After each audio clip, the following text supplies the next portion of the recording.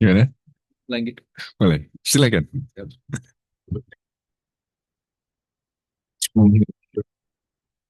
Assalamualaikum. Waalaikumsalam warahmatullahi wabarakatuh.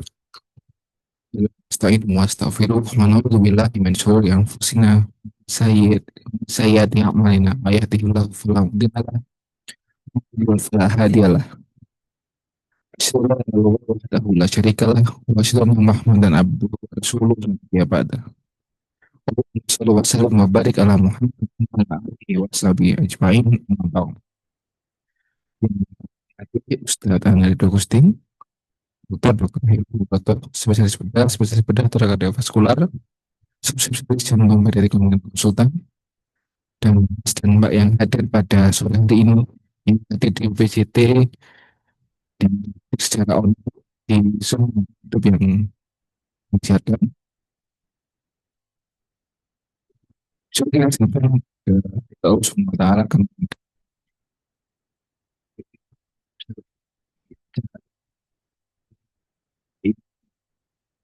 semoga Muhammad SAW semoga sekalian masuk ke dalam umat kami yang ada alamin. Sebelum kita memulai kajian dengan Ustadz Ahmad Gusti, kita udah sekian nafs. Baiknya kita dahulu mengenai Al-Quran ini ditunjukkan oleh saudara Dr. Fikri Wahyudi. Dr. Fikri, kami persilakan.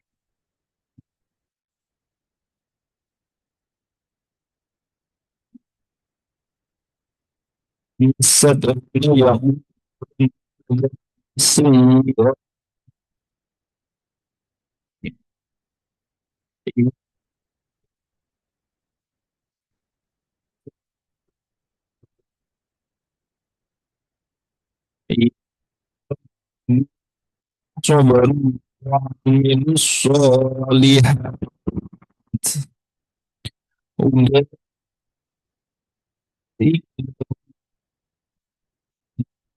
ajrun kabir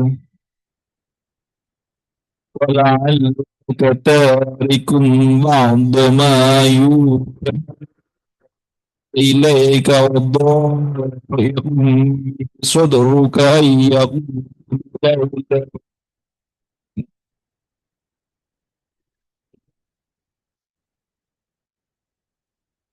sida alaihi kanzun arju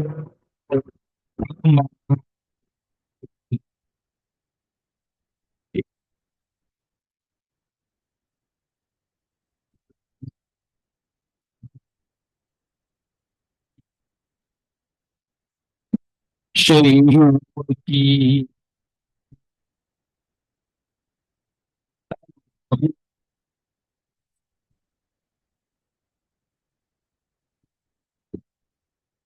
asri suwarim mislihi muftariyat misdabadun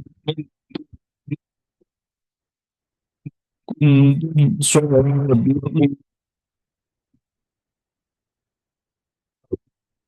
istajib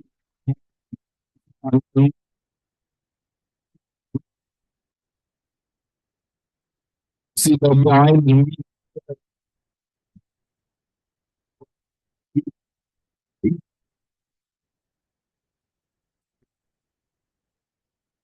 muslimun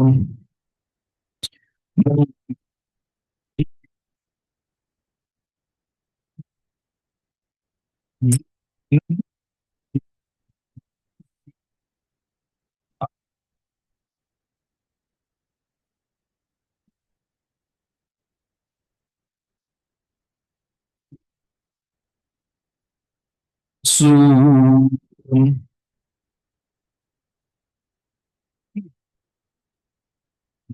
sih pada Dr. Fikri Wahyudi yang telah melantunkan ayat suci Al-Quran yang begitu indah.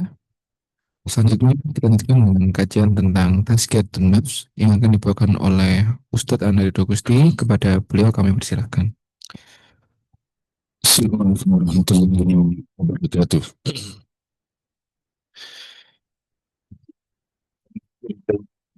استعين استغفر أعوذ بالله من شرور أنفسنا وسيئات أعمالنا يهده الله فلا مضل له فلا هادي له أشهد أن لا إله إلا الله وحده لا شريك له وأشهد أن محمدا عبده ورسوله يا أيها الذين آمنوا اتقوا الله حق تقاته ولا تموتن إلا وأنتم مسلمون يا أيها الناس اتقوا ربكم الذي خلقكم من نفس واحدة وخلق منها زوجها وبث منهما رجالا كثيرا ونساء الله الذي تساءلون به والأرحام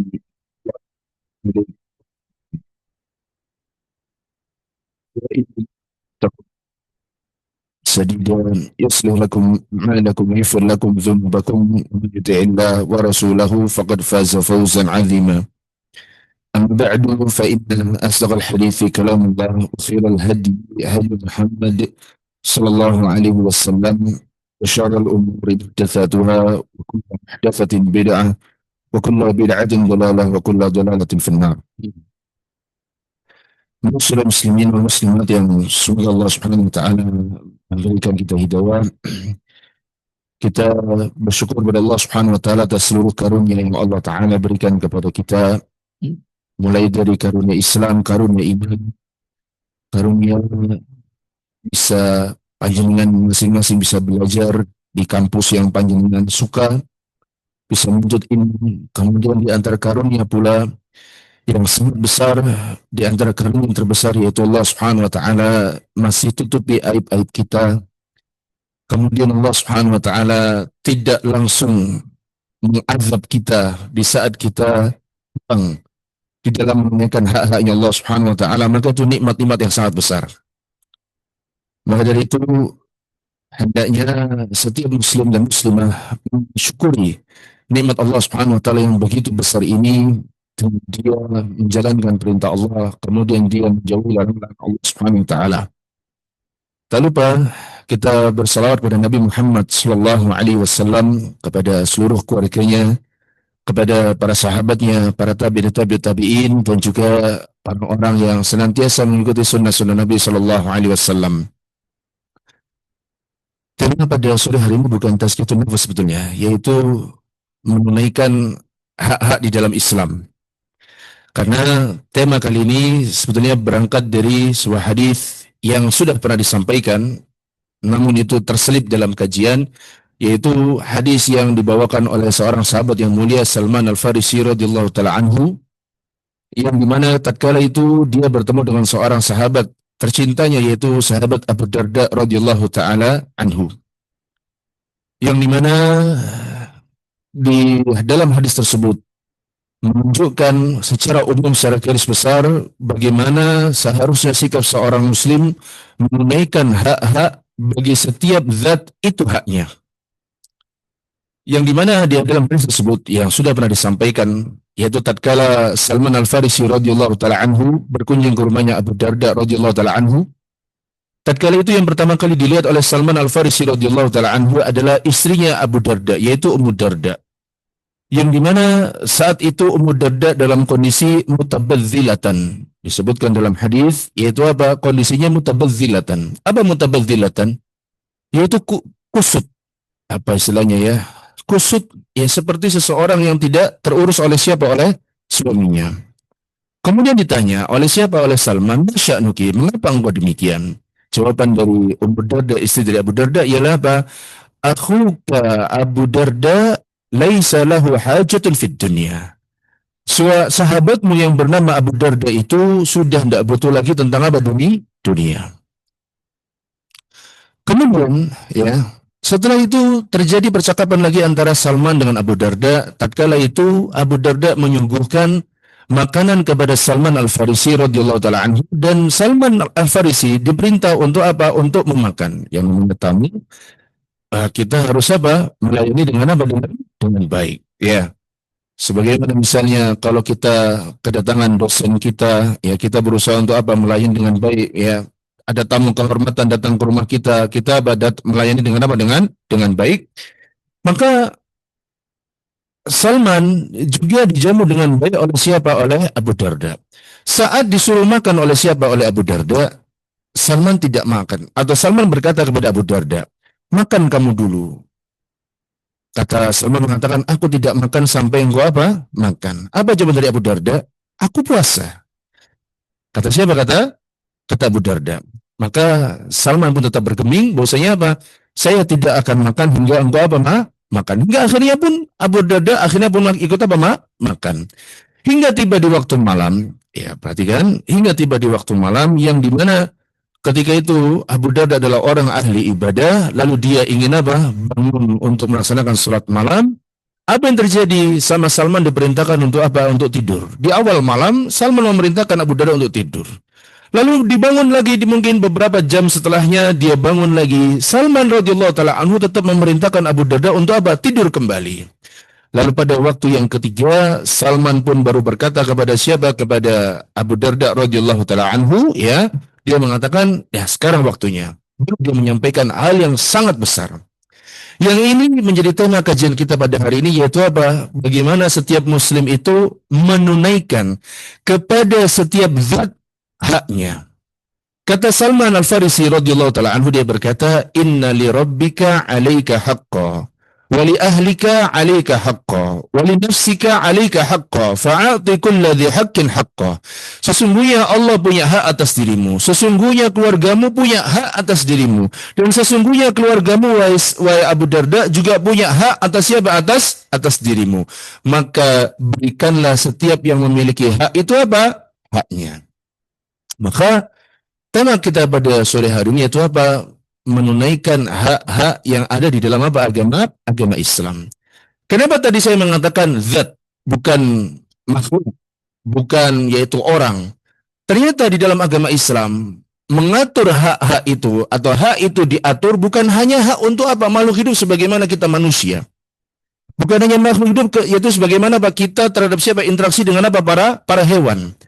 Tetapi di dalam agama Islam juga diatur hak, misalnya yaitu apa? Hak jalan.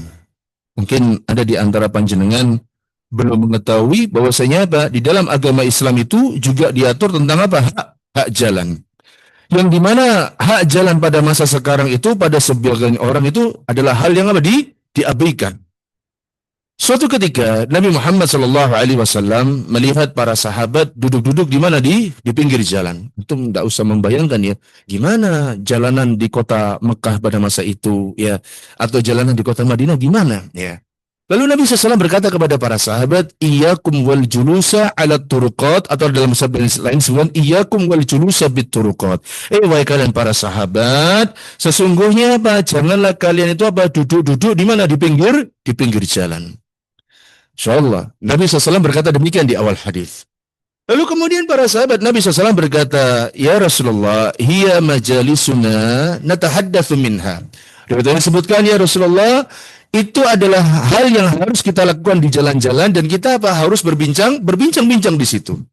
Apa kata Nabi SAW mengatakan, fa idza abaitum illa al-majalisa, lihat kata Nabi, fa'atu haqqaha. Allahu akbar. Kata Nabi SAW katakan, apabila kalian menolak, ya, dalam artian enggan, dan memang harus apa? Duduk-duduk di pinggir jalan. Maka kata Nabi SAW katakan, fa'atu at-tariqa haqqaha. Maka hendaknya kalian memberikan jalan itu apa? Haknya. Masya Allah.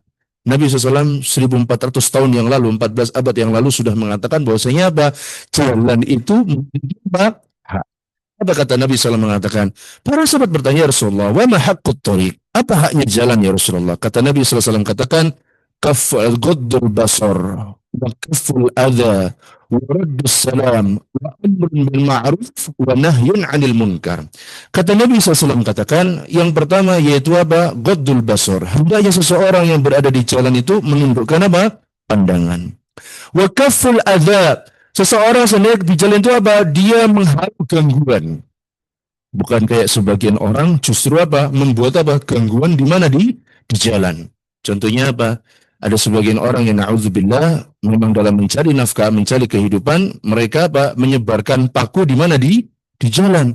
Padahal Nabi Shallallahu Alaihi Wasallam memerintahkan kita untuk apa? Menghilangkan apa? Menghilangkan gangguan di mana? Di jalan. Ada orang demikian? Ada. Kemudian kata Nabi SAW mengatakan yaitu apa? Yang ketiga, raddus salam, menjawab salam. Yang keempat yaitu apa? Wa amrun bil ma'ruf, yaitu apa? Memerintahkan seseorang untuk mengerjakan apa yang ma'ruf. Bagaimana contoh memerintahkan orang mengerjakan ma'ruf di jalan? Gimana contohnya? Siapa bisa kasih contoh?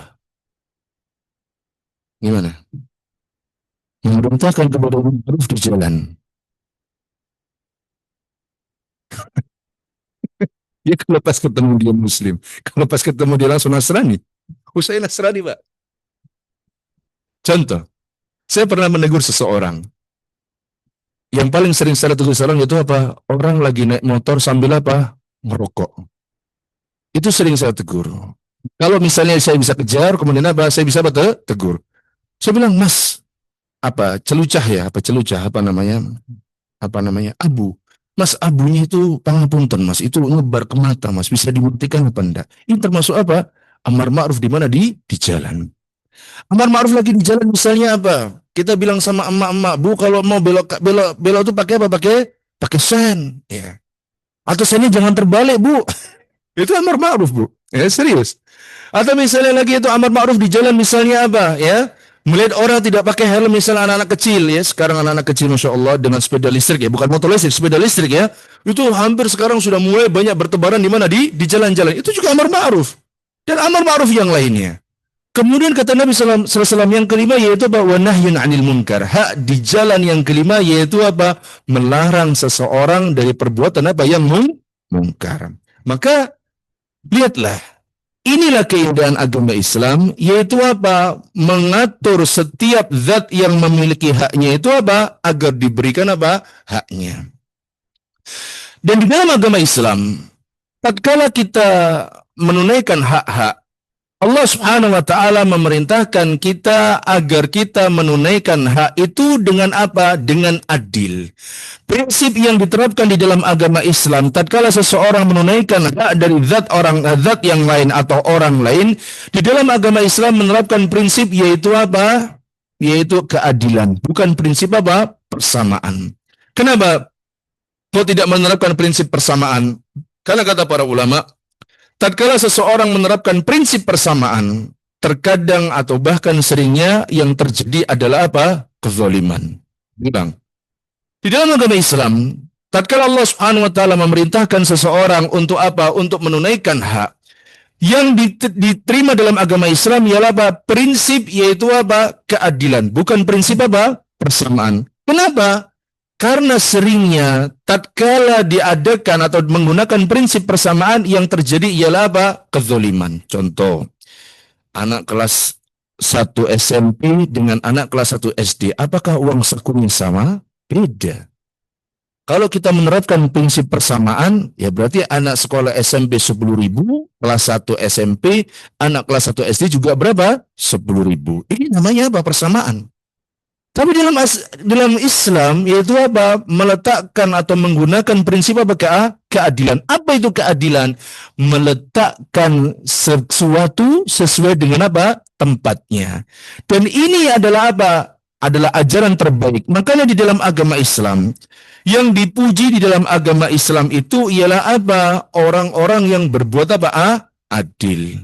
Allah Ta'ala berfirman misalnya dalam surat Al-Ma'idah ayat yang ke-8. Allah Subhanahu wa taala mengatakan i'dilu. Allah mengatakan i'dilu.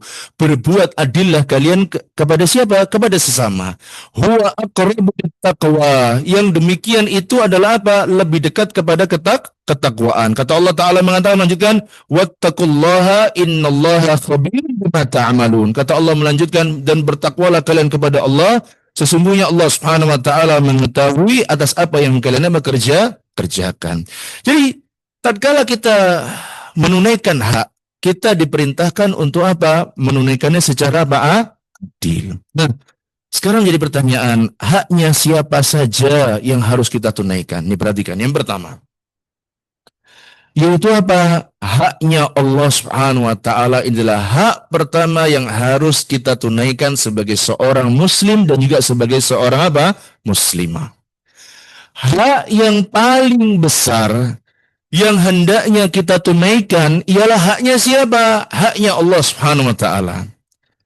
Terlebih lagi Subhanahu wa taala telah memberikan kepada kita banyak sekali apa? Nikmat. Karena Allah Ta'ala sudah memberikan kita banyak nikmat, kita tertuntut sebagai seorang muslim dan muslimah untuk apa? Menunaikan haknya Allah, yang dimana haknya Allah Subhanahu wa Ta'ala adalah hak yang paling besar. Maka dari itu dalam sebuah ayat misalnya dalam surat An-Nahl ayat yang ke-78, lihat. Ayat ini menceritakan bagaimana asal usul manusia atau menceritakan bagaimana awal kondisi manusia. Sehingga ada di antara panjenengan sudah menjadi dokter spesialis, ada yang masih apa menempuh dokter spesialis, ada yang masih apa menjadi mungkin tenaga admin misalnya, ada yang menjadi guru seperti saya. Lihat kata Allah Ta'ala mengatakan, Wallahu akhrajakum min butuni ummahatikum. Dalam surat An-Nahl 78 Allah mengatakan, sesungguhnya Allah Subhanahu wa taala yang telah mengeluarkan kalian dari perut-perut apa? Ibu kalian. Kata Allah mengatakan, la ta'lamuna syai'a. Allahu akbar. Allah mengatakan, kalian ketika dikeluarkan dari perut-perut ibu kalian, apa kata Allah mengatakan? La ta'lamuna syai'a. Kalian itu tidak tahu apa? Tidak tahu apa-apa sama sekali. Dulu kita saat kecil tidak ada orang dari atau tidak ada anak dari bayi langsung bisa bicara. Tidak ada. Kecuali beberapa bayi yang memang ditakdirkan untuk bisa berbicara. Kata Allah mengatakan, wa ja'ala lakumus sam'a wal absara wal af'idah. Lihat di ujung ayat Allah mengatakan apa? La'allakum tashkurun. Kemudian Allah Ta'ala menjadikan untuk kalian yaitu apa? As-sam'a, pendengaran. Wal absar, yaitu apa? Pandangan. Wal af'idah, kemudian apa? Hati. Apa di mana Allah mengatakan? La'allakum tashkurun. Agar kalian menjadi orang yang apa? Bersyukur. Maka haknya Allah Subhanahu wa taala itu begitu besar. Jadi segala nikmat yang ada di hadapan sekarang yang bisa dirasakan secara nyata ataupun yang tidak bisa secara nyata, maka apa? Kita tertuntut untuk apa? Menunaikan haknya Allah Subhanahu wa taala. Makanya ada perkataan yang sangat bagus yang mungkin saya sudah menyebar kepada di antara panjenengan, saya lupa atau mungkin belum ya. Ada seorang ulama bernama Tolak bin Habib rahimahullah ta'ala. Perhatikan perkataan ini. Ini perkataan yang sangat indah. Agar kita ini sebelum menuntut haknya kita lihat dulu haknya Allah Subhanahu wa ta'ala. Agar kita merasa bahasanya tatkala kita sudah mengerjakan kewajiban-kewajiban kita kepada Allah Subhanahu wa ta'ala, kita melihat seberapa besar haknya Allah Subhanahu wa ta'ala yang belum kita tunaikan. Perhatikan. Kata Tolak bin Habib rahimahullah berkata, Inna haqqallahi 'alal 'ibad asqalu min an yakuna bil ibad. Perhatikan berkata ini. Dan pertanyaan pertama mengatakan sesungguhnya haknya Allah Subhanahu wa taala itu masih jauh lebih berat, masih jauh lebih besar dari apa yang sudah pernah ditunaikan oleh para hambanya. Jenengan mulai sholat sejak umur berapa? Umur berapa jenengan sholat? Umur 30 tahun Ustaz. Umur 1 sampai 29 saya tidak ada sholat, na'udzubillah. Anggaplah orang mulai sholat umur berapa? Umur 7. Oke kan? Berdasarkan hadis kita diperintahkan sholat umur berapa? 7. Umur jenengan masing-masing berapa? Yang paling tua? Dokter Heru pasti. Paling senior. Siapa yang paling tua di hadapan saya selain Dokter Heru? Yang paling tua? Berapa umur jenengan? 35. Masih muda, 28, 28. Nah, ada yang lebih dari 25 ada? Mohon maaf. Ini tua secara penampilan kan? Siapa namanya? Dokter siapa? Iya. 33. Masya Allah, ini tua secara penampilan aja. Masih muda, Masya Allah. Anda ada 35 paling tua di sini. Kalau kita umur 7 tahun kita sholat, berarti sudah berapa tahun kita sholat? 28 tahun. Lihat kata perkataan beliau, kata Tolak bin Habib. Sesungguhnya haknya Allah Subhanahu wa taala itu masih jauh lebih besar daripada apa yang pernah kita tunaikan selama 28 tahun sholat. Kenapa? Kita selama 28 tahun sholat, pas sholat kita ada apa? Rasa malas. Pas sholat kita hanya apa? Pas ada apa? Butuhnya saja. Kita sholat itu kalau ada apa? Kalau ada hajat yang mendesak, bahkan naudzubillah, bahkan kita sering apa? Mengakhirkan sholat. Kita sering apa? Meletakkan sholat apa? Di kepentingan yang paling akhir. Makanya tadi kata Tolak bin Habib rahimahullah, sesungguhnya haknya Allah Subhanahu wa taala itu masih jauh lebih besar dari apa yang sudah pernah kita tunaikan selama itu. Makanya kita kalau menuntut perkataan yang kedua, kata beliau mengatakan, wa inna ni'amallahi 'alal ibad min an yuhsiyaha al ibad. Masya Allah, perkataan yang kedua bagus sekali. Beliau mengatakan apa? Sesungguhnya nikmat-nikmat Allah Subhanahu wa taala yang Allah berikan kepada para hamba itu masih jauh lebih besar daripada apa yang bisa dihitung oleh seorang hamba. Contoh, jenengan mungkin sekarang bisa menghitung nikmat, misalnya ada laptop, ada handphone, ada rumah, ada kontrakan, ada motor, ada mobil, ada istri, ada anak, perabotannya lengkap, ada uang jajan, ada uang sekolah, ada uang nafkah untuk istri, ada uang untuk happy-happy. Kita bisa hitung. Tapi kata beliau rahimahullah berkata apa? Sesungguhnya nikmat Allah yang Allah berikan kepada para hamba itu masih jauh lebih banyak daripada apa yang bisa dihitung oleh seorang hamba. Di antara nikmat, misalnya tadi saya sebutkan, di antara nikmat yang Allah Ta'ala berikan ialah apa? Allah tutupi aib-aib kita. Kan kita nggak ada yang tahu latar belakang masing-masing. Mungkin, mohon maaf ya, sekali saya katakan, ada di antara panjenengan mungkin dahulunya adalah seorang pemabuk berat, nggak ada yang tahu. Allah tutupi aib panjenengan. Mungkin dahulu ya di antara panjenengan, mohon maaf, ada yang bermain perempuan, suka bermain perempuan, Allah tutupi. Atau mungkin mohon maaf, ada di antara panjenengan, mohon maaf ya, saya katakan ini hanya ucapan saya agar kita benar-benar mengagungkan nikmat Allah. Mungkin di antara panjenengan ada yang sudah terkena HIV, tapi Allah tutupi, gak ada yang tahu. Saya katakan nih, kenapa? Agar kita ini sebelum menuntut haknya Allah, menuntut haknya kita, karena kita merasa kurang, kita sadar, nih masih banyak nikmat yang Allah sudah berikan daripada yang bisa kita hitung. Maka dari itu haknya Allah itu simpel, ada dua. Ketika itu Nabi Shallallahu Alaihi Wasallam bertanya kepada Mu'ad, ya Mu'ad, atadri ma haqqullahi 'alal ibad, wa ma haqqul ibadi 'ala Allah. Kata Mu'ad mengatakan, Allah wa rasuluhu a'lam. Mu'ad, kau tahu ndak haknya Allah dari para hamba dan apa haknya dari Allah Subhanahu wa taala? Kata Mu'ad bin Jabal, Allah wa rasuluhu a'lam. Allah dan Rasulnya lebih mengetahui ya Rasulullah. Tapi kalau sekarang kita tidak boleh ya mengatakan Allahu wa rasuluhu a'lam. Kenapa? Kenapa? Hah? Kenapa? Kenapa? Jangan jadi orang yang penakut. Harus berani. Salah, wajar. Kenapa? Siapa sudah meninggal? Rasulullah SAW. Kalau sekarang kita hanya diperbolehkan mengatakan apa? Allahu a'lam. Kenapa? Nabi SAW sudah apa? Meninggal. Faham sih? Baik. Nabi SAW katakan hak yang pertama, wa amma haqqullahi 'alal ibad. Hak yang pertama yaitu apa? An ya'budu.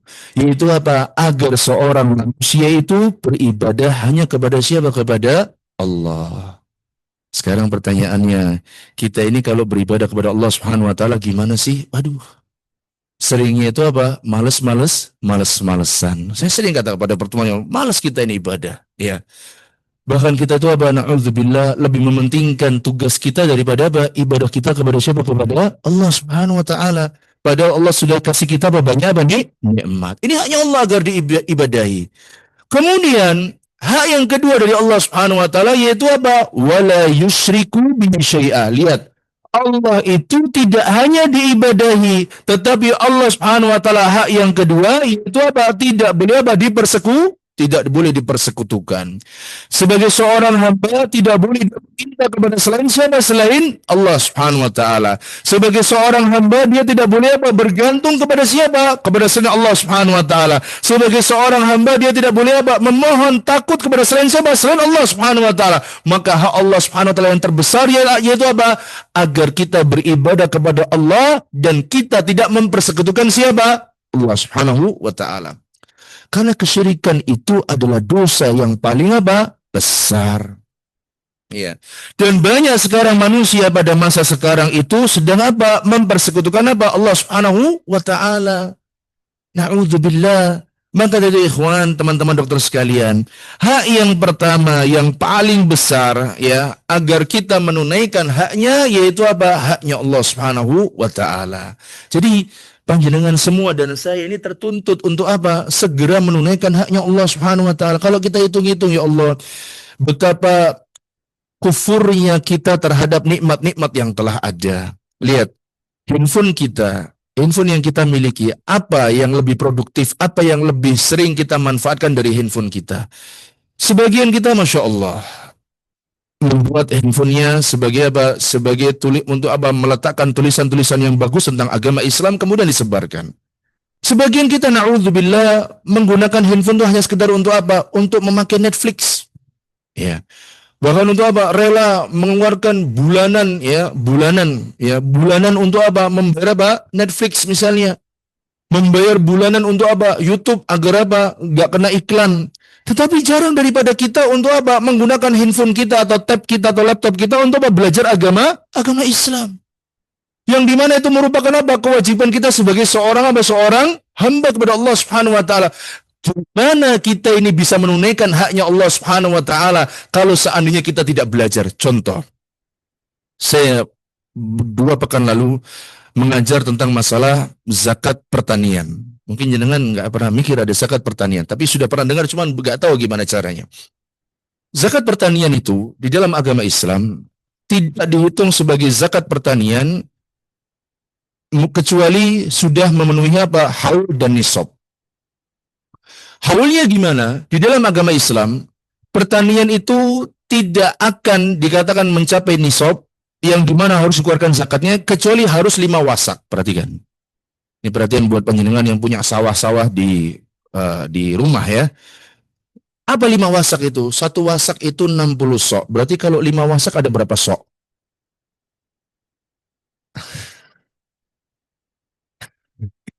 Satu wasak itu 60 sok. Berarti kalau ada 5 wasak berapa sok? Ada berapa sok? Lama sekali menghitungnya. Satu wasak itu 60 sok. Berarti kalau 5 wasak berapa sok? 300 sok. Apa sok? Apa sok? Ya, apa sok? Apa? Ya apa? Ya, apa sok? Berarti apa? Definisi sok apa sok? Gimana? Satu sok berapa? Ini apa namanya? Ini apa namanya? Namanya apa? Bagus. Ini apa? Bukan. Ini apa namanya? Mut. Mut ya. Ini setengah mut. Ini 1 mut. 1 sok itu sama dengan berapa mut?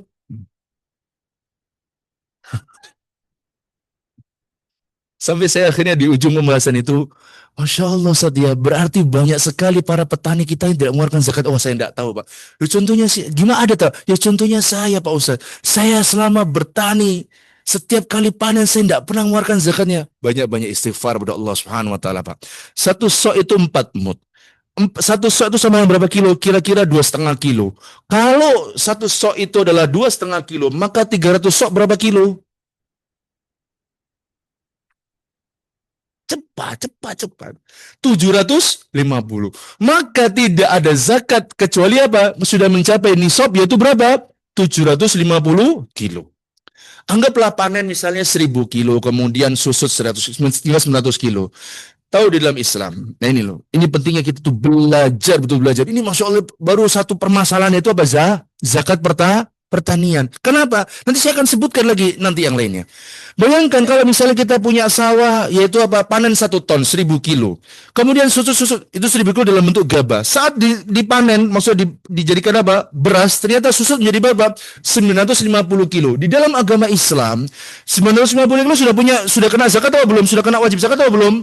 Kena, karena batas minimalnya tadi berapa? 750 sama dengan berapa? 5 wasak atau 300 apa? Sok. Dalam Islam ada aturannya. Kalau sawahnya itu dengan pengairan secara normal, bukan dengan alat, maka zakatnya berapa dikeluarkan? Yaitu apa? 20%-nya. Berarti berapa? Kalau misalnya anggaplah 900 kilo, berarti 20%-nya berarti berapa? 180 kilo. Yang harus, betul ya? Kalau 990, iya betul, 180 kilo, betul. Tetapi, kalau dengan menggunakan alat, ya, kalau misalnya pengairan sawahnya itu menggunakan alat, yang dikeluarkan berapa? Sepersepuluh itu berapa yang dikeluarkan? Kalau 900 kilo, sepersepuluhnya berarti berapa? 90 kilo. Ini baru apa? Zakat apa? Pertanian. Dan kapan dikeluarkan zakat pertanian? Kapan? Itu nisabnya, betul. Haulnya gimana? Haul. Masa mengeluarkannya kapan? Setiap kali panen. Jadi kalau setahun misalnya 5 kali panen, maka setahun itu pula kalau memenuhi nisab harus 5 kali juga mengeluarkan apa? Zakat. Ini baru zakat apa? Pertanian. Dalam Islam itu ada zakat yang lain. Contoh, nanti panjenengan jadi orang kaya dan betul-betul kaya. Udah dokter kaya lagi insya Allah misalnya. Istri panjenengan punya perhiasan searat-arat. Tahu searat-arat? Searat itu banyak lagi perhiasannya. Waduh banyak. Apakah ini keluarga zakat? Dilihat dulu apa yang dia punya. Apakah batu permata, ataukah emas, ataukah perak. Ini ada aturannya semuanya. Lah kalau seandainya kita nggak belajar, gimana kita mengetahui haknya Allah Subhanahu wa Ta'ala? Maka saya katakan tadi, hak yang paling besar untuk kita tunaikan ialah haknya siapa? Haknya Allah Subhanahu wa Ta'ala. Karena zakat itu di antara perintah Allah. Zakat itu adalah ibadah. Gimana kita mau menunaikan ibadah zakat kalau kita tidak mengetahui betapa besar haknya siapa? Haknya Allah Subhanahu wa Ta'ala. Ini yang pertama. Yaitu haknya siapa? Haknya Allah Subhanahu wa Ta'ala. Yang kedua, haknya siapa? Atau sebelum sampai yang kedua, apa sih keutamaan atau faedah-faedah yang didapatkan bagi orang-orang yang menjaga hak-haknya Allah Subhanahu wa Ta'ala? Di antara hal yang pertama, bagi orang-orang yang menjaga haknya Allah Subhanahu wa Ta'ala, Allah Subhanahu wa Ta'ala itu akan berikan beberapa ganjaran. Yang pertama, Allah sebutkan yaitu apa? Yaitu Allah Subhanahu wa Ta'ala akan memberikan penjagaan kepada badannya, keluarganya, anak-anaknya, hartanya. Bagi siapa yang menjaga haknya Allah Subhanahu wa Ta'ala? Allah berfirman dalam surat Ar-Ra'd ayat yang ke-11. Allah Ta'ala mengatakan, lahu mu'aqibatun min baini yadayhi, kata Allah mengatakan, bagi manusia itu ada malaikat-malaikat yang senantiasa mengikuti dirinya secara bergiliran. Wa min khalfihi yahfadunahu min amrillah, yang dimana dan juga berada di depan dan juga di belakangnya. Mereka itu menjaga manusia tadi karena perintahnya Allah Subhanahu wa Ta'ala. Ini bagi siapa Allah Ta'ala berikan? Bagi orang-orang yang mau menjaga hak-haknya Allah Subhanahu wa Ta'ala. Yang kedua misalnya, apa ganjaran orang-orang yang menjaga haknya Allah Subhanahu wa Ta'ala? Perhatikan. Yaitu apa? Allah Subhanahu wa Ta'ala akan memberikan yaitu kekuatan di masa muda dan pada saat tua. Lihat, orang-orang yang menjaga sholatnya di masa-masa mudanya, menjaga ibadah di masa-masa mudanya, dia akan menjadi orang yang tetap kokoh semangat di masa-masa tuanya. Anda nggak tahu, di sini paling tua dosen mengajar umur berapa? Saya nggak menghina loh ya, saya bertanya nih. Yang pernah dari semua adit foto ini, yang paling tua yang pernah ngajar umur berapa? Bukan 80? Enggak, maksudnya berhenti mengajar umur berapa? Bukan dia umurnya sampai berapa, enggak. Dia berhenti mengajar umur berapa? Masih mengajar. Berapa beres sekarang? 85. Antum tahu Syekh Shalih Al-Wahaidan, Syekh Shalih Fauzan. Sama Syekh Shalih Al-Wahaidan. Beliau masih berumur 90 dan masih mengajar.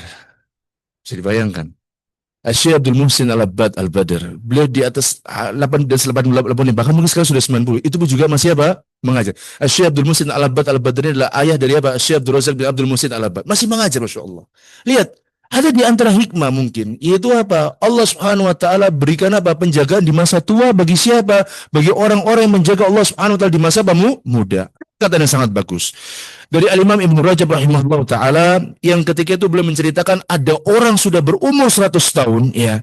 Namun ketika itu Allah taala masih berikan kecerdasan, kekuatan. Lalu ditanya, perhatikan, ditanya apa wasiatnya? Apa rahasianya kamu kok bisa mengajar sampai umur 100 tahun? Kata Imam Ibn Rajab ditanya seperti itu. Atau Imam Ibn Rajab bertanya kepada siapa orang tadi? Kata beliau rahimahullah berkata apa? Hadhil jawarihu hafidnaha 'anil ma'asi fis sigari fahafidaha Allahu 'alaina fil kibari. Lihat. Raga ini dahulu kita jaga pada saat apa kita masih muda dari maksiat, masih kita jaga. Kemudian di masa tua Allah Subhanahu wa taala berikan penjagaan di masa tua sehingga kita menjadi orang-orang yang masih bisa mengajar meskipun sudah berusia 100 tahun. Bayangin. Sekarang lihat ada anak muda 30 tahun sudah kena apa? Diabetes. 30 tahun sudah kena apa? Kolesterol. 30 tahun sudah kena apa? Asam urat. Ya. Ada di antara antum sudah kena diabetes? Kok tadi batuk-batuk? Ada di antara sudah kena kolesterol? Ya, alhamdulillah. Ya. Maka ikhwan ya, haknya Allah Subhanahu wa taala adalah hak yang pertama yang terbesar. Kemudian yang kedua, haknya siapa? Perhatikan. Hak kedua yang terbesar yaitu siapa? Haknya Nabi kita Muhammad sallallahu alaihi wasallam. Ini adalah hak kedua yang terbesar yang hendaknya kita tunaikan. Lihat. Bagaimana kita menunaikan haknya Nabi sallallahu alaihi wasallam? Di antaranya bagaimana dengan kita mencintai Nabi sallallahu alaihi wasallam melebihi dari apa kecintaan kita kepada yang lainnya. Tatkala kecintaan kita dihadapkan, kecintaan kita kepada Nabi SAW dibenturkan atau harus berbenturan dengan kecintaan kita kepada selain Nabi SAW, terutama Allah yang paling utama ya, maka kita akan diuji mana yang lebih kita sukai. Kita ini lebih cinta Nabi Shallallahu Alaihi Wasallam ataukah apa selain kepada Nabi Shallallahu Alaihi Wasallam. Lihat ya. Saya akan sebutkan beberapa kisah yang sangat agung, yang sangat indah dari para sahabat Nabi Muhammad Sallallahu Alaihi Wasallam yang bagaimana dia itu begitu cinta sama Nabi SAW. Yang kalau kita pikir kita dihadapkan seperti ini, kita tidak mungkin mencintai sebagaimana cintanya para sahabat kepada Nabi SAW. Contoh, ada seorang sahabat yang dimana ketika itu mereka rela sampai mengorbankan bahkan nyawanya dibandingkan apa Nabi Muhammad SAW yang terbunuh. Sampai ada seorang sahabat berkata begini, Sadri duna sadruka ya Rasulullah, nahri duna nahruka ya Rasulullah. Masya Allah. Antum bisa bayangkan, ada nggak kecintaan yang lebih besar seseorang kepada Nabi SAW melainkan kecintaan para sahabat Nabi SAW kepada Nabi SAW. Apa kata seorang sahabatnya berkata di Imam Bukhari, ya Rasulullah, dadaku daripada dadamu ya Rasulullah yang terkena tombak.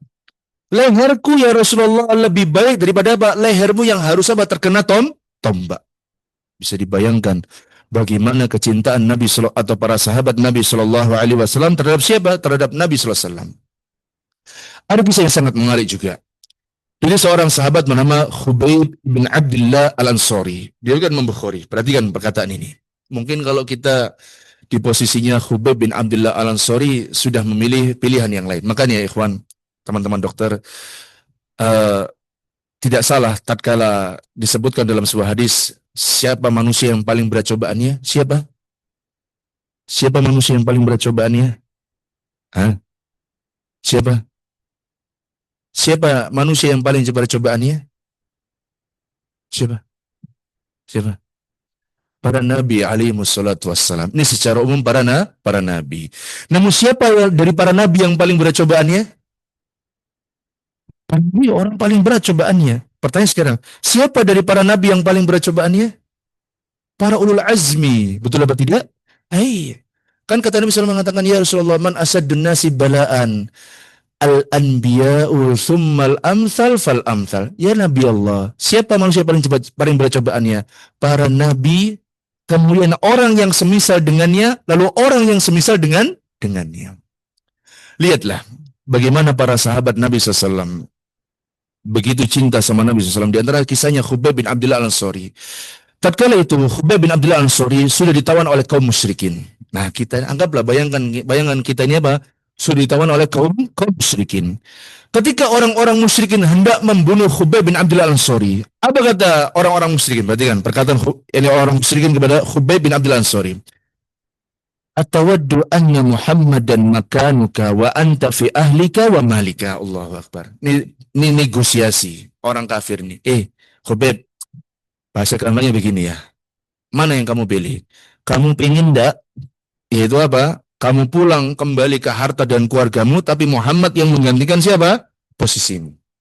Kalau kita sudah ditawan kayak begitu, kalau kita nggak punya cinta sama siapa, sama Nabi SAW, ya kita bener ya, aku pulang ya, boleh, misalnya aku pulang ya, bener ya. Jadi Muhammad di sini, tangkap aja. Mungkin kita begitu, mungkin kita demikian.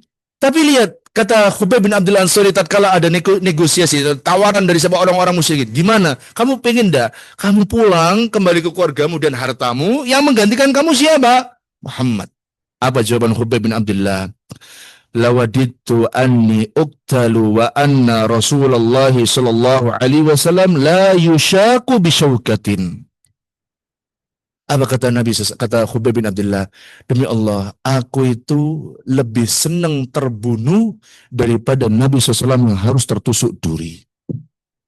Apa cinta kita sudah sampai seperti ini? Jauh.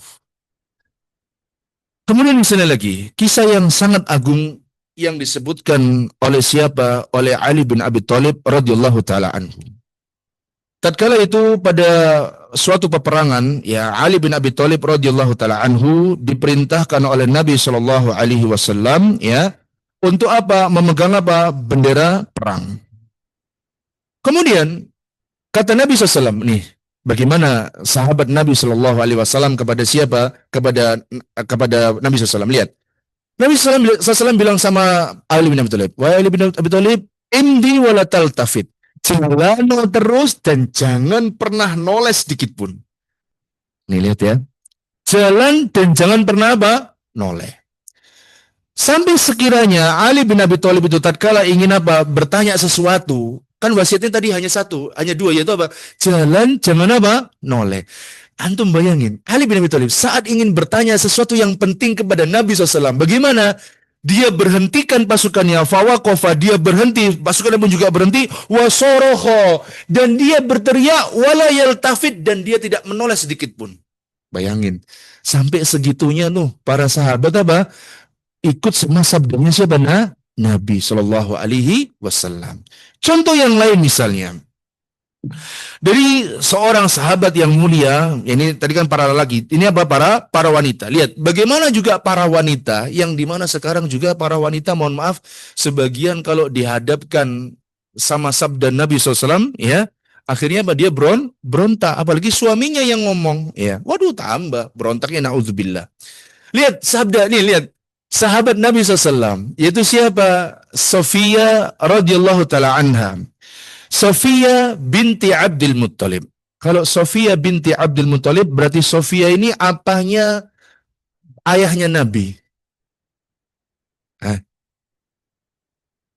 Ini namanya Sofia binti Abdul Muttalib. Berarti Sofia ini apanya ayahnya Nabi.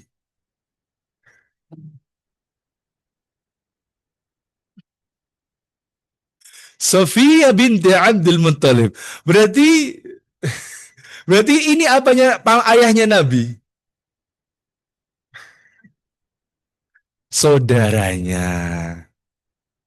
Saya nggak tahu mana yang kakak, mana yang adik. Saudara kandungnya. Perhatikan. Ketika itu, ya, perhatikan ya, di perang Uhud.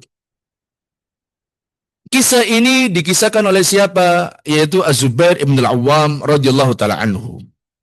Yang dimana ketika itu pamannya Nabi sallallahu alaihi wasallam yang bernama siapa? Hamzah. Nah, pertanyaan lagi. Hamzah binti Abdul Muttalib. Berarti Hamzah ini siapanya Sofia? Gimana pamannya? Hah? Saudaranya juga. Konsen. Sofia binti Abdul Muttalib. Abdullah bin Abdul Muttalib. Kan Muhammad ibn Abdullah ibn Abdul Muttalib. Berarti kalau Sofia dengan Hamzah sama-sama Abdul Muttalib, berarti Sofia sama Hamzah berarti apa? Saudara. Jangan bingung ya. Ini hanya masalah apa? Nasab. Nah, tatkala Hamzah di perang Uhud terbunuh, ya. Nabi SAW berkata kepada Zubair bin Awam, lihat bagaimana para sahabat pun juga cinta sama Nabi SAW, sampai apa yang sabdanya Nabi itu dia langsung dengar. Dia begini, kata Nabi SAW, Zubair, cegah wanita itu. Ada wanita yang berlari menuju jenazahnya siapa? Hamzah. Gimana kan perasaan seorang wanita, saudaranya terbunuh di medan perang, pasti apa? Sedih. Ya, sedih, apalagi punya kenangan-kenangan masa lalu, pasti sedih. Apalagi ada orang yang solid. Kemudian sama Zubair bin Awam dilihat, oh ini ibuku. Nggak mungkin, aku tidak mendengarkan Nabi SAW. Setelah nampak ibunya, apa kata siapa namanya Zubair bin Awam radhiyallahu taala anhu, bahwasanya apa? Jangan, berhenti engkau. Kata Sofia bin Abdul Muttalib, dia berkatakan, yaitu apa? Aku ini ingin mengurus jenazah siapa? Jenazah Hamzah. Hamzah sudah meninggal. Jangan. Nabi Shallallahu Alaihi Wasallam yang menyuruhku untuk melarangmu untuk mendekati Hamzah. Apa jawabannya siapa? Jawabannya Sofia. Kalau demikian ya sudah, urus jenazahnya Hamzah, tolong dikafani. Ini menunjukkan betapa para sahabat Nabi SAW itu tidak mendahulukan apa? Perasaannya daripada apa? Perintah siapa? Nabi. Kan kalau kita mikir, lihat Sofia, saudaranya meninggal, otomatis selain didahulukan siapa? Perasaannya. Atau kalau misalnya logikanya, yang disukai berapa perasaannya. Tapi dia lebih mencintai Nabi SAW daripada mencintai perasaannya sendiri. Lebih cinta Nabi SAW daripada apa? Saudaranya sendiri. Karena perintah dari Nabi SAW. Maka dari itu, ma'asyiral muslimin wa muslimat, rahimani wa rahimakumullah. Kata Nabi SAW mengatakan, la yu'minu ahadukum hatta akuna ahabba ilaihi min walidihi wa walidihi wan nasi ajmain. Ini hadis yang sering kita hafal tapi sering kita lupakan, yaitu apa? Tidak beriman salah seorang di antara kalian sampai aku itu menjadi orang yang paling dicintai daripada siapa? Daripada orang tuanya. Daripada siapa? Daripada anaknya. Daripada siapa? Daripada muslim seluruhnya, daripada manusia seluruhnya. Maka dari itu, orang-orang yang mengikuti sunnah Nabi Shallallahu Alaihi Wasallam itu akan mendapatkan petunjuk. Allah Ta'ala berfirman misalnya dalam surat Al-A'raf ayat ke-158. Lihat ya. Antum kalau ingin mendapatkan petunjuk, maka apa? Ikuti Nabi SAW. Dan jangan ikuti apa? Selain jalanan Nabi. Kata Allah Ta'ala mengatakan, wa in wattabi'uhu la'allakum tahtadun. Kata Allah mengatakan, wattabi'uhu. Dan ikutilah jalannya siapa? Muhammad sallallahu alaihi wasallam. La'allakum tahtadun. Agar kalian menjadi apa? Orang yang apa? Mendapatkan petunjuk. Maka orang-orang yang mengikuti selain jalannya Nabi SAW, maka dia adalah orang yang tidak mendapatkan apa? Petunjuk.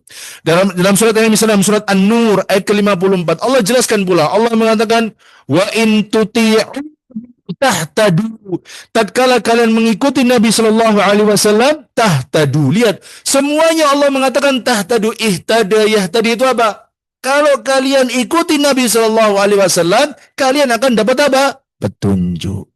Maka dalam segala perkara itu semuanya diselesaikan dengan apa? Al-Quran dan Sunnah Nabi Muhammad Sallallahu Alaihi Wasallam. Ya, lihat sebagian orang, mohon maaf, ya harus saya bicara.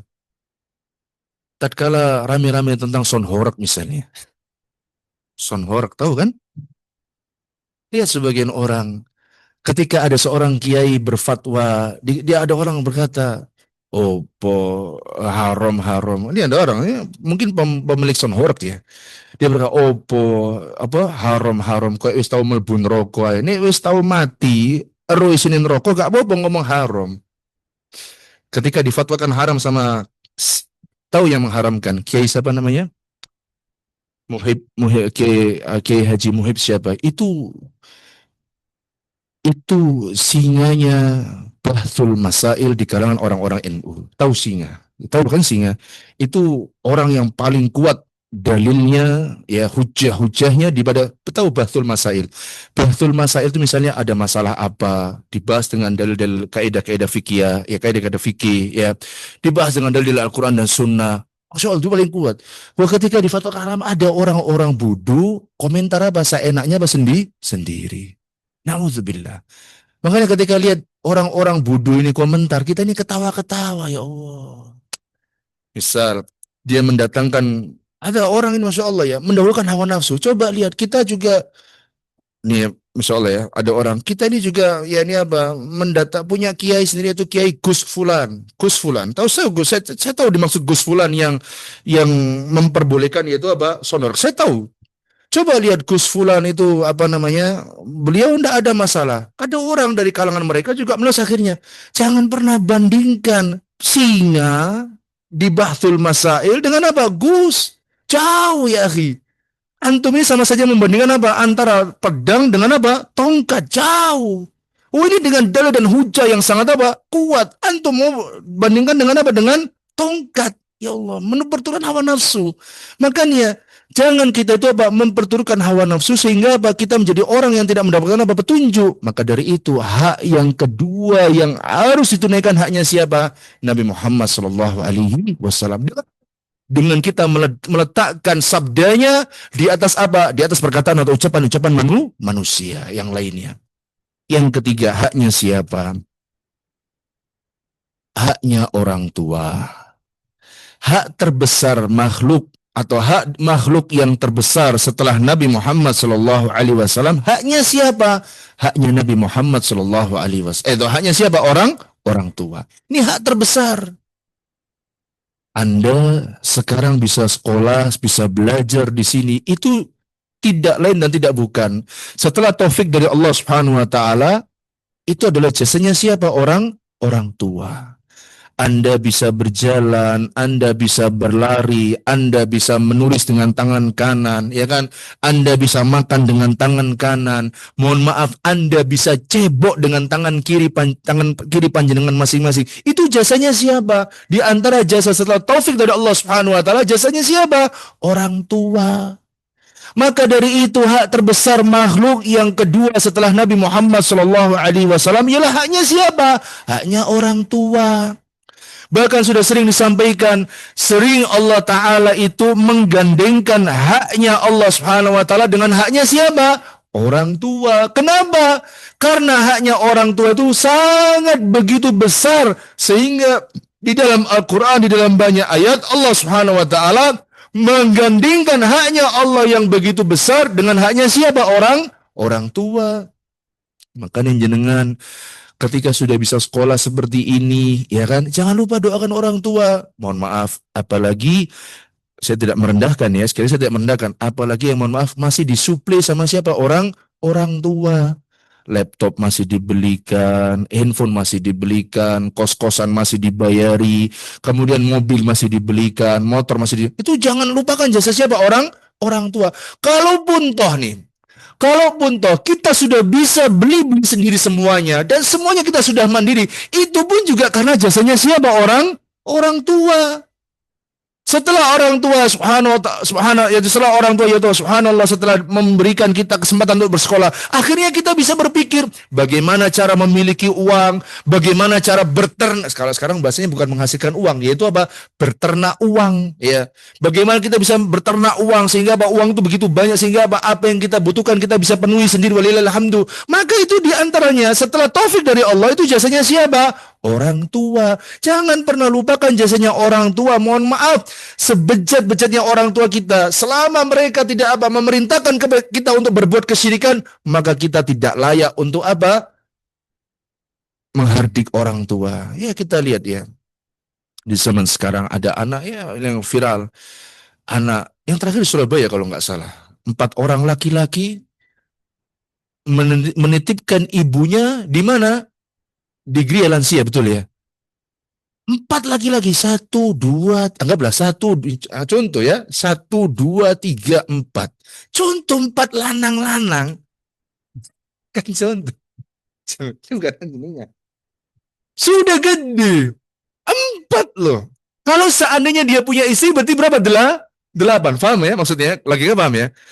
Kalau seandainya dia punya istri, dia 8. Seandainya setiap satu pasangan punya 1 anak, berarti apa? 12. Bayangkan, 12 orang merawat 1 orang tua ibu, tidak apa bisa.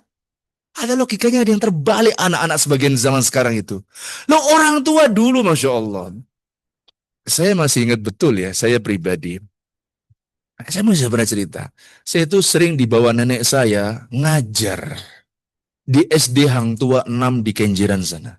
Kemana ayah dan ibu saya? Ayah dan ibu saya dulu kerja ibu saya di Rumah Sakit Adi Husada, ayah saya dulu kerja di elektronika. Sehingga tidak boleh bawa anak.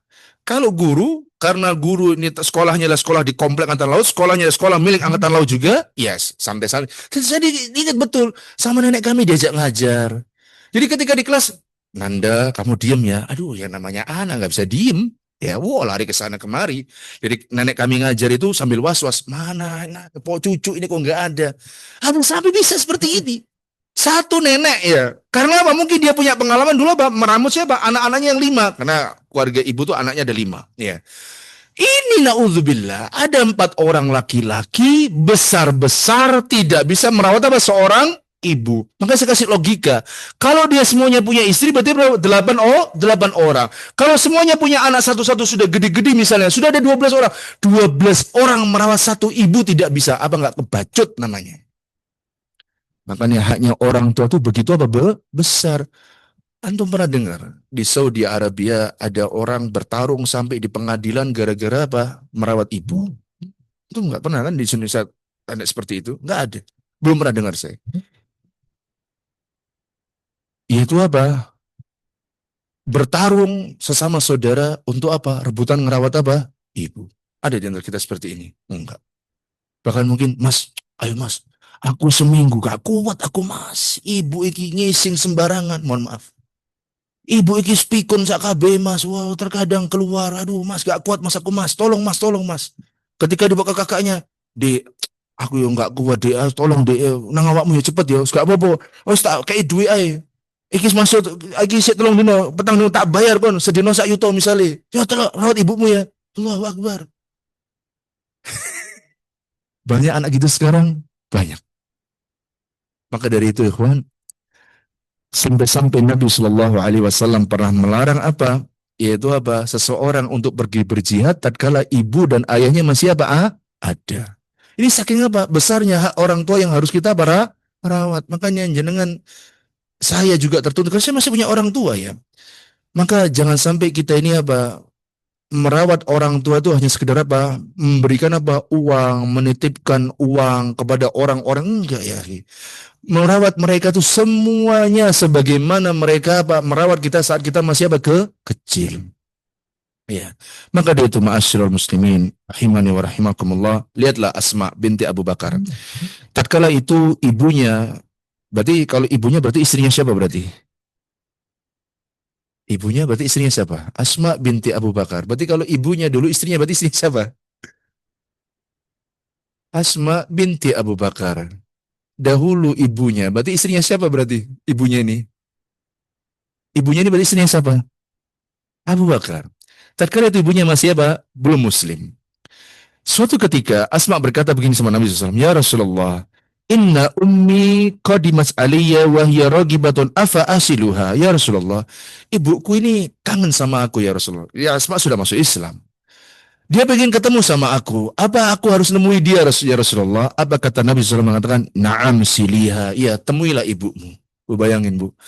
Ibunya masih kafir pun kita diperintahkan untuk apa? Berbuat baik kepada siapa? Kepada mereka. Maka dari itu, apalagi ibu kita yang semuanya apa? Alhamdulillah Muslim. Ya, ya Allah. Kalau kita mikir durhakanya kita sama orang tua, wah kalau jenengan mau pikir-pikir ya, durhaka nih awak dewi, ya Allah, ya Allah. Sama orang tua. Apalagi kita semuanya misalnya anak-anak sudah pada sukses semuanya. Lihat. Yang saya nggak tahu ya, wallahu alam. Ini menurut saya, ini sekali ini menurut saya, opini saya pribadi ya. Kalau merawat ibu itu bukan ibu yang dilempar-lempar. Misalnya ini anak nomor 1, 2, dan 3. Pekan pertama anak pertama diantar ke sana. Ibu itu bukan dilempar sebetulnya. Ibu itu malah ditaruh di satu tempat, kita apa? Bergiliran untuk apa? Mendatanginya. Contoh, ini dilakukan oleh siapa? Oleh kawan kami. Kembar. Ustadz juga, di Surabaya seorang kawan satu angkatan sekolah dan dia seorang guru ngaji. Insya Allah, ibunya tinggal di daerah Wonosari. Anak pertama tinggal di daerah, bukan anak pertama ya, salah satu anak itu tinggal di daerah Kalilom, satu lagi di daerah dekat Suramadu. Mereka ini bergantian setiap hari tidur di rumah siapa? Ibunya. Bukan ibunya yang digilir. Dia datang ke ibunya. fulan. Sampai-sampai kita orang mau keluar itu, sampai kita saya mau ngajak keluar mereka berdua secara dadakan, secara apa istilahnya ya, secara sidak begitu ya, Islam. Wut, ayo keluar. Dia bilang, ada Robert ini fulan ndak iso apa? Oh, waya jatah nama ibu ini anak iso. Oh, alah, ya wis lah, ayo ambil antum aja kita keluar. Gak bisa, kenapa? Jatahnya merawat siapa? Ibu. Nah, kita diumbal-umbal ibu. Bu ya. Bahkan kita kalau ibu sudah keluar, waduh merdeka, gak ada ibu lagi ya kan. Ya Allah, jangan seperti itu ya, akhi. Maka hak terbesar yang harus kita tunaikan yang ketiga ialah siapa? Haknya siapa? Yaitu orang tua. Hak yang keempat yang terakhir ya, yaitu siapa yang harus kita tunaikan? Yaitu haknya anak-anak kita. Siapa yang sudah punya anak di sini? Wah, Masya Allah. Kenapa kok ada sentimen pribadi gitu nih? Haknya anak. Haknya anak itu hak yang besar. Anak itu ya Allah Taala mengatakan ya di dalam sebuah maaf di dalam sebuah hadis ya dari Abdullah bin Umar radhiyallahu taala anhu, dia berkata, innama sammahumullahu abraran li'annahum barru al-aba wal abna'a kama anna liwalidika 'alaika haqqan kadzalika liwalidika 'alaika haqqan. Sesungguhnya Allah Subhanahu wa taala menjadikan mereka itu al-abrar. Kenapa? Karena mereka berbuat baik kepada bapak-bapak dan anak-anak mereka. Perhatikan. Karena mereka berbuat baik kepada bapak-bapak dan anak-anak mereka. Sebagaimana bapak memiliki hak atasmu, maka apa? Anak-anakmu juga punya hak atas siapa? Atas dirimu. Nih lihat, kalau kita masih punya orang tua itu punya hak dari kita. Kita punya anak pun juga apa? Anak juga punya apa? Hak daripada diri kita. Jadi anak itu ya hendaknya apa? Kita berikan apa? Haknya. Contoh. Haknya anak apa misalnya? Diberikan pengajaran yang baik. Pengajaran yang baik, pendidikan yang baik itu bukan hanya sekedar meletakkan di sekolah yang terbaik. Enggak. Orang tuanya juga ikut apa? Didik. Ya, memperhatikan gimana perkembangannya mulai dari umur misalnya. Serah panjenengan ya. Misal PAUD mau sekolah silakan. Maka dari PAUD dilihat bagaimana pendidikannya. Kemudian TK, bagaimana pendidikan? Pendidikan yang dia itu bukan hanya sekedar apa? Sekedar ilmu pengetahuan. Oh, bisa hitung-hitungan. Enggak. Sebagian kita, na'udzubillah, ya, lebih, apa ya, sebagian orang tua ya sekarang ya. Mungkin termasuk saya, na'udzubillah. Kita berlindung kepada Allah dari perbuatan tersebut. Yaitu apa? Kita itu lebih khawatir anak-anak kita dapat nilai matematika dan semisalnya itu, apa, tatkala dapat mereka jelek, kita tuh jauh lebih khawatir daripada apa? Mereka dapat nilai agama itu apa jelek. Kita nggak khawatir.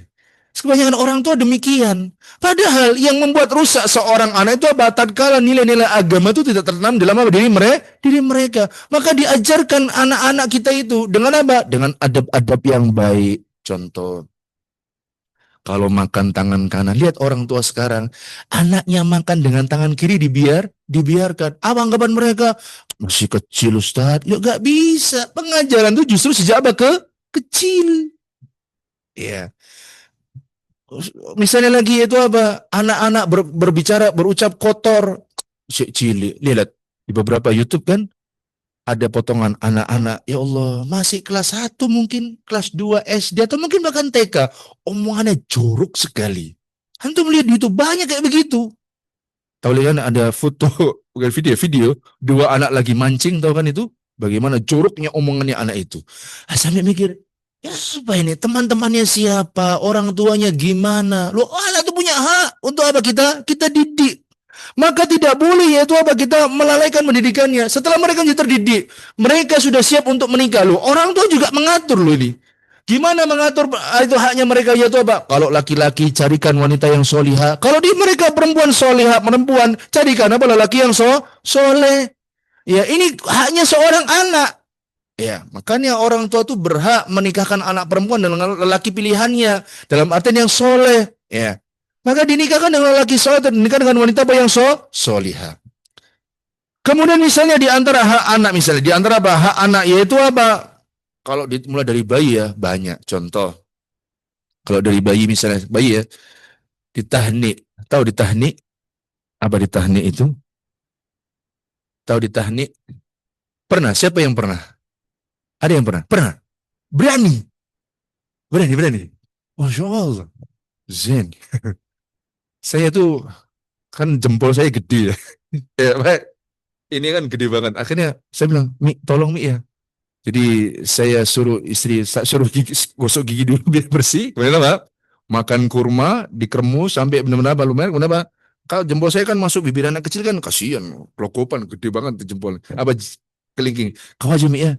Aku bilang gitu. Bilang kata dia, masa aku? Ayahnya lah. Enggak, perempuan aja. Saya bilang, Masya Allah dimasukkan pelan-pelan.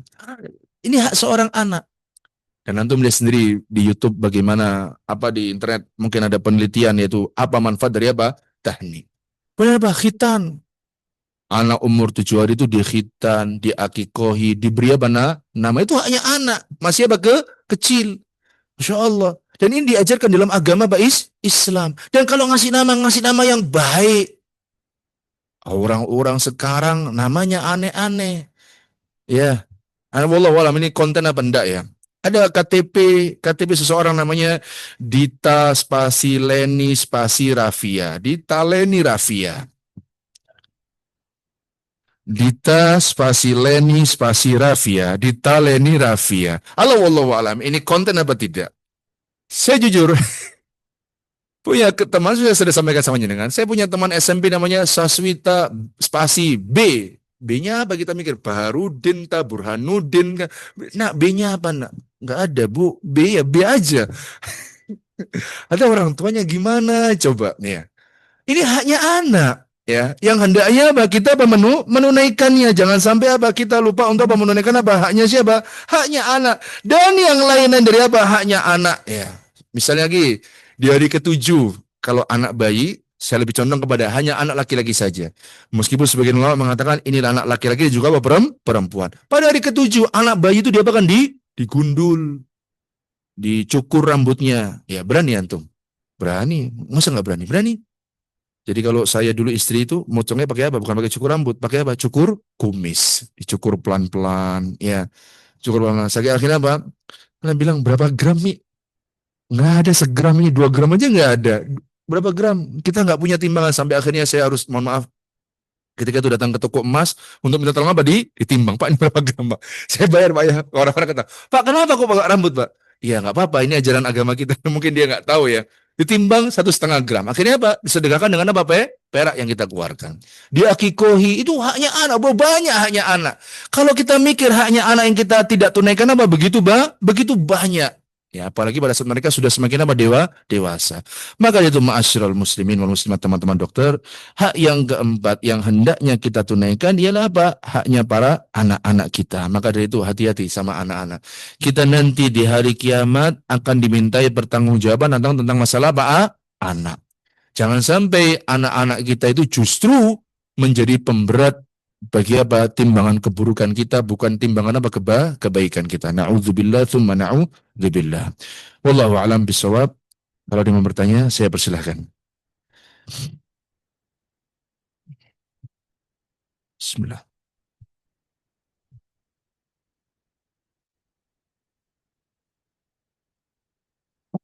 Ustaz Gusti atas paparan kajian yang sangat menarik. Selanjutnya kita masuk ke dalam sesi tanya jawab kepada hadirin sekalian yang berada di PJT maupun online. Kami persilakan untuk memberikan satu dua pertanyaan. Silakan.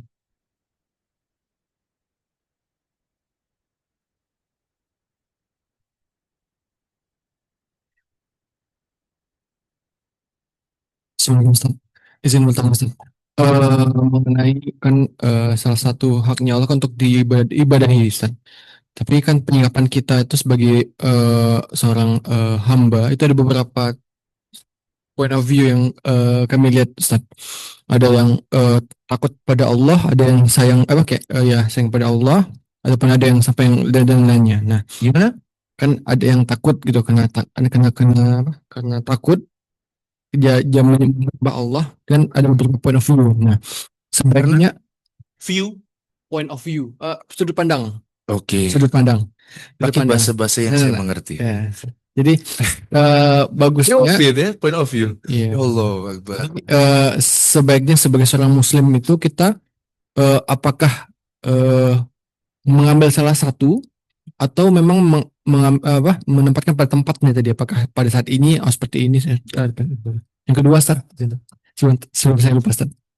Yang kedua itu kan ada salah satu hak, itulah hak pada diri sendiri, Ustaz. Nah, ini saya ingin bertanya, eh di satu sisi kita kan wajib untuk berusaha, Ustaz.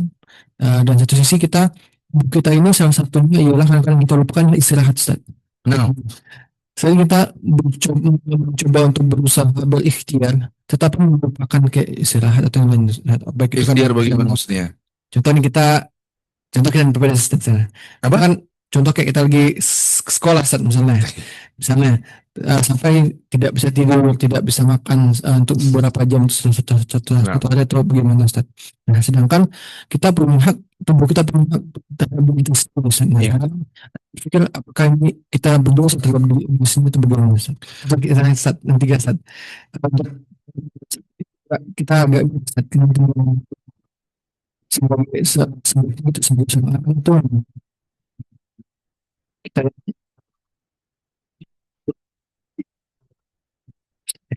kita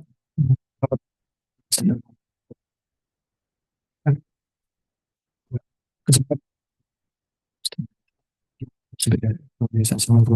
Yang pertama, beribadah kepada Allah Subhanahu wa taala itu pilarnya ada 3, yaitu khauf, raja, dan mahabbah. Yaitu apa? Rasa takut, rasa berharap, dan juga rasa cinta. Semua ini harus dihadirkan tatkala seseorang beribadah kepada siapa? Kepada Allah Subhanahu wa taala. Misalnya dalam surat Al-Baqarah Allah berfirman, "Walladzina amanu asyaddu hubban lillah." Adapun orang-orang beriman, mereka adalah orang yang paling cinta kepada siapa? Kepada Allah Subhanahu wa taala. Kemudian misalnya yaitu apa? Berharap dan juga apa? Takut. Misalnya kata Allah mengatakan, innahum kanu yusari'una fil khairat wa yad'unana raghaban wa rahaba. Mereka itu adalah orang-orang yang apa? Bersungguh-sungguh, ya bersegera dan apa? Mengerjakan apa? Kebaikan. Wa yad'unana, dan mereka berdoa kepada kami dengan apa? Raghaban wa rahaban, yaitu apa? Harap dan juga apa? Cemas. Berarti pilar ibadah itu ada 3, dan 3-tiganya harus dihadirkan, yaitu apa? Rasa harap, rasa apa? Cemas, dan rasa apa? Rasa harap, takut, dan juga apa? Cinta.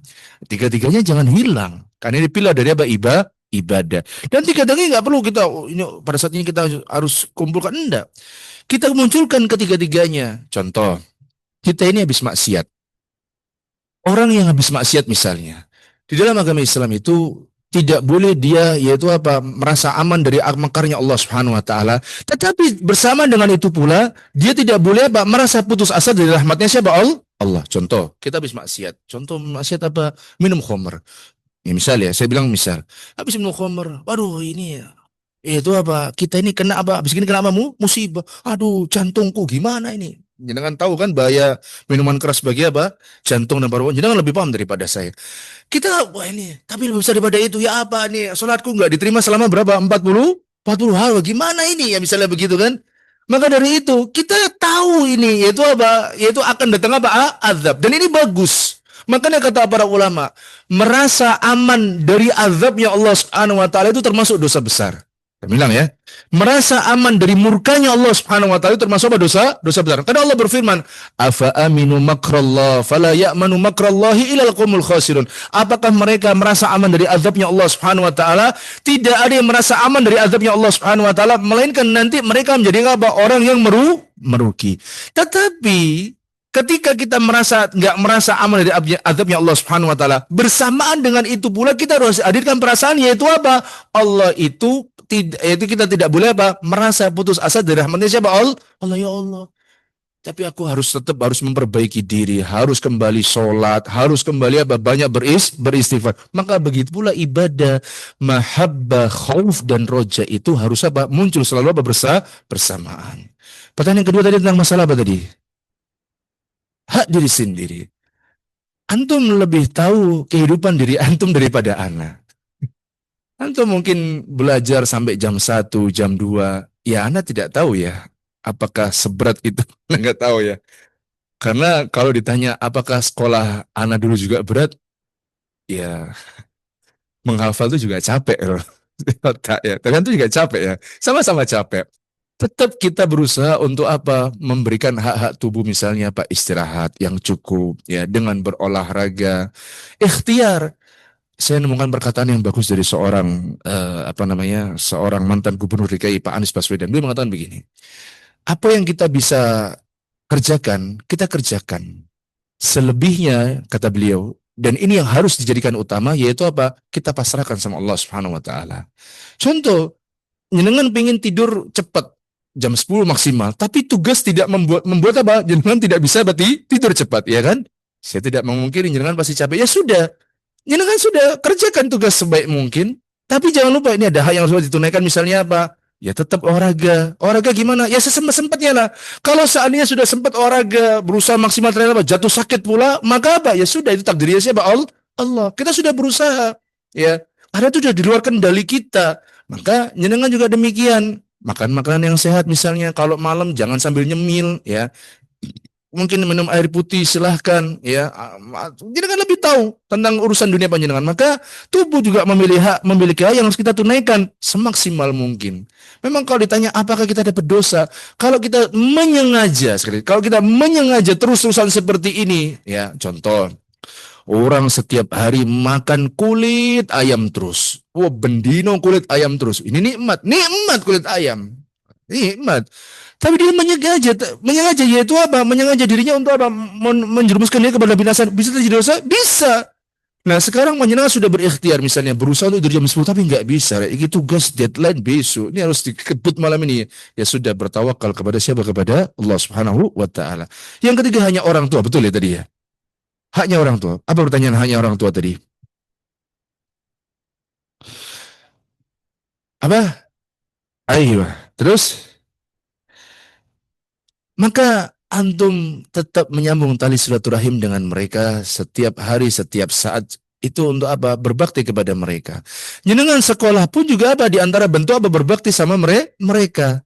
Sekolah yang betul maksudnya lo ya, bukan sekolah yang asal-asalan. Jenengan sekolah yang betul pun juga apa? Bentuk berbakti sama siapa? Orang tua. Apalagi orang tua mendukung jenengan jadi seorang dokter spesialis misalnya. Maka apa? Ini juga berbakti sama orang tua.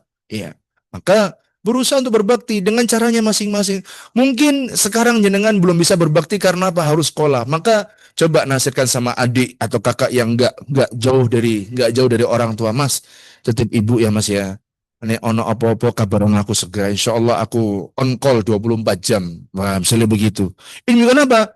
Jenengan sudah ada rasa berbakti sama siapa? Sama orang tua. Meskipun dari apa jauh. Di antara bentuk berbakti yang paling utama yaitu apa?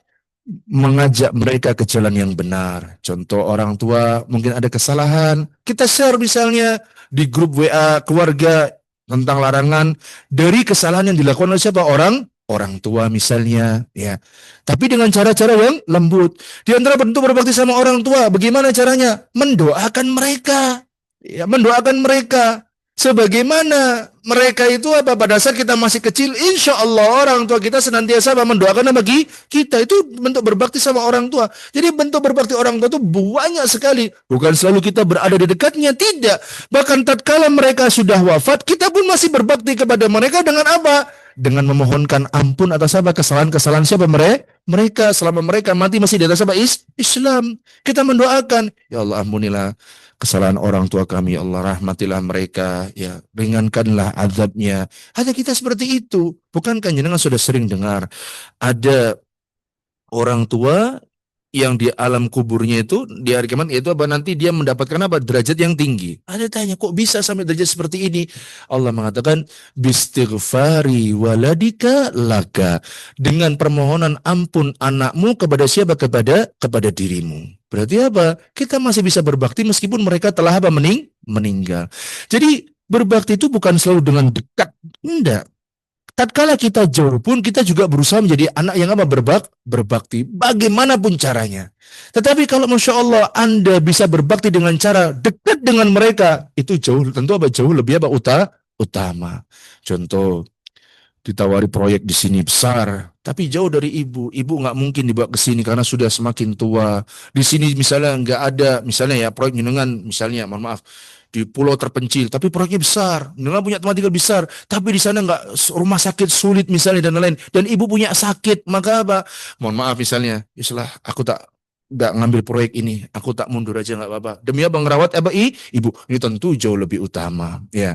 Tatkala jenengan memandang, aku masih ada uang kok, cukup uang saya. Daripada proyek ini masih cukup untuk merawat ibu, maka itu masalah jauh lebih utama. Jadi berbakti kepada orang tua itu banyak ya caranya ya, banyak sekali. Contoh, Anda tidak membuat malu orang tua, itu juga bentuk apa berbakti. Betapa banyak kita sering membuat malu orang tua, ya apa tidak?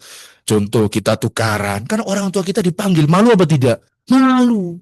Ya, kita naudzubillah ya kepergok pacaran di semak-semak misalnya, naudzubillah dulu ya, orang kita waktu kita dipanggil di polisi, wah malu apa tidak? Malu. Wah, di antara bentuk berbakti pada orang tua itu begitu ya, itu apa? Menjaga nama baik mereka ya. Banyak cara berbakti kepada orang tua, tapi intinya yaitu apa? Kita berusaha untuk apa? Mendoakan mereka menjadi anak yang soleh pada mereka. Karena apa?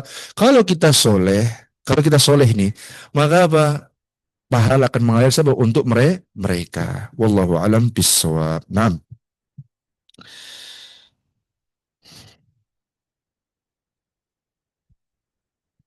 Cukup? Alhamdulillah.